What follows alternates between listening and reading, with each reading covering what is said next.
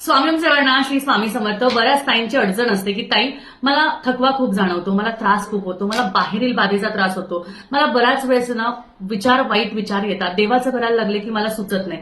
अशा वेळेस मी काय करू? मी तुम्हाला सांगेल काही करू नका. एकच उपाय तुम्हाला सांगणार आहे आणि हा उपाय हा मार्गशीर्ष महिन्यातला आजच्या शुक्रवारपासून केला किंवा कोणत्याही शुक्रवारपासून केला तरीही चालेल. पण ह्या उपायाने 100 नाही 101% तुम्हाला तुमच्या आयुष्यात बदल हा नक्कीच जाणवेल.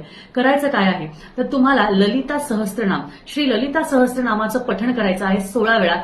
आणि हे जे आहे एकाच वेळा 16 करायचं का तर नाही, तर 16 दिवस सलग करायचं आहे. शुक्रवारपासून आज एकदा केलं, परत दुसरा, मग तिसरा, असं 16 दिवस सलग करायचं आहे. त्यासाठी समोर पाण्याचा ग्लास ठेवायचा आहे, त्यामध्ये गुलाबाच्या 2 पाकळ्या घालायच्या आहे, त्यावर हात ठेवायचा आहे आणि ललिता सहस्त्रनामाचं पठण एकदा करायचं आहे. आणि एकदा करून झाल्यावर तुम्हाला ते पाणी संपूर्ण ग्रहण करायचं आहे त्या गुलाबाच्या पाकळ्यासहित. कारण तेही प्रश्न येतात ताई त्या पाकळ्यांचं काय करायचं, त्यामुळे त्या पाकळ्यांसहित तुम्हाला त्याचं ते पाणी ग्रहण करायचंय.